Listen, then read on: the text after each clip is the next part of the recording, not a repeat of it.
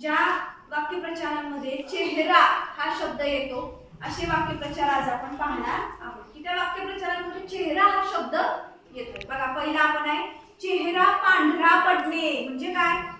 चेहरा पांढरा पडणे म्हणजे काय? रंग बदलले का? नाही।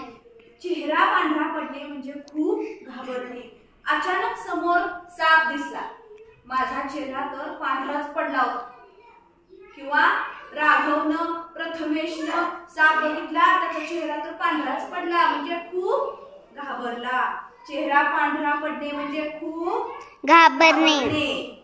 पुढे बघूया चेहरा उतरणे। चेहरा उतरणे म्हणजे निराश होणे किंवा उदास होणे। कुठल्या तरी एखाद्या गोष्टीमुळे आपला चेहरा उतरू शकतो। पप्पांना सांगितलेलं असतं पप्पा गावातून येताना की मला वही आणा, पण पप्पा विसरून जातात, मग पोरगा चेहरा पाडून बसतं। मग आई म्हणते तिथं, मग आई काय म्हणते की बघा ना पोराला कसा चेहरा पाडलाय म्हणजे काय? की चेहरा पाडणे म्हणजे उदास होणे। पुढं बघा चेहऱ्यावर 12 वाजणे म्हणजे काय? चेहऱ्यावर 12 वाजलेत त्याचे, सकाळपासून मी त्याचा चेहरा बघते तर त्याच्या चेहऱ्यावर 12च वाजलेले आहेत म्हणजे निराश झालेला आहे, शांत बसलेला आहे, हताश झालेला आहे। अशा वेळी हा शब्द वापरला जातो। चला म्हणजे आता आपण बघितला चेहरा पांढरा पडणे, चेहरा उतरणे, चेहरा पडणे, चेहऱ्यावरती 12 वाजणे। आता चेहरा वाचणे। चेहरा वाचणे म्हणजे काय? असं वाचतात का? नाही। चेहरा वाचणे म्हणजे मनात काय चाललंय ते कळतो। प्रथमेश आता माझ्याकडे बघतोय पण प्रथमेशचं लक्षच नाही, कृष्णाचं समजा माझ्याकडे लक्षच नाही, मग मॅडम लगेच म्हणणार मला चेहरा वाचता येतोय बरं का, कोणाकोणाचं माझ्याकडे लक्ष येते।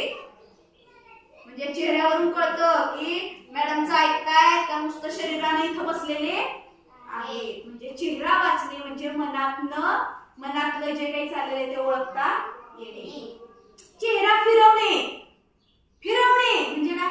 दुर्लक्ष करणे। चेहरा फिरवणे म्हणजे काय? असं फिरवतात का चेहरा? नाही।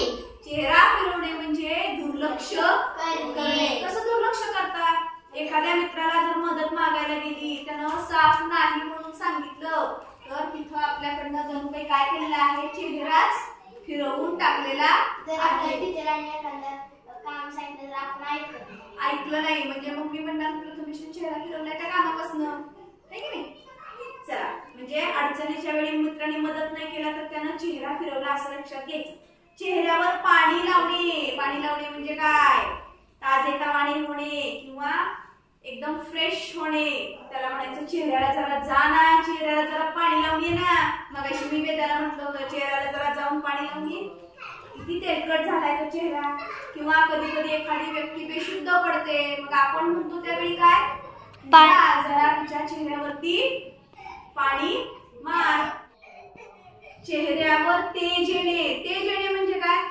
तर अगदी चेहरा उत्साही आनंदी होणे। बघा कधी कधी आपण आजारी पडलेलो असतो, मग त्याच्यामध्ये आपण उत्साही राहत नाही, मग हळूहळू आपण बरे होतो, मग आपण म्हणतात की त्याला टायफॉइड झालेला पण आता मात्र त्याच्या चेहऱ्यावर पुन्हा तेज आलंय बरं का, म्हणजे काय?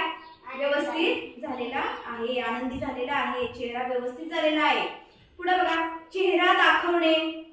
अरे काय सारखा घरी राहतोय, जरा चेहरा दाखव, शाळेत ये, दर्शन दे, उपस्थित राहा, इकडे ये, आम्हाला पाहू दे, म्हणजे चेहरा दाखव, कळलं का? घरी राहायचं, भेट घेणे, उपस्थिती दाखवणे। खूप दिवसांनी एखादी व्यक्ती दिसल्यानंतर किती दिवसांनी चेहरा दाखवलाय कृष्णा आज मला तू, कळलं? पुढं चेहरा ओळखणे। चेहरा ओळखणे मनातलं ओळखणे।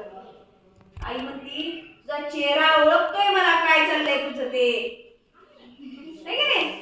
आईला सगळं कळतं, मनातलं कळतं, त्याला म्हणायचं चेहरा ओळखणे।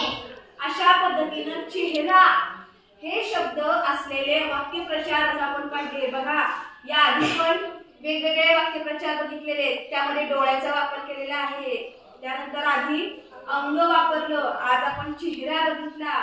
आपण हे जे वाक्यप्रचार आहेत ते एका विशिष्ट शब्दावरून शिकतो आहोत, त्यामुळे ते आणखी सोपे जाणार आपल्याला लक्षात ठेवायला। थँक्यू. थँक्यू.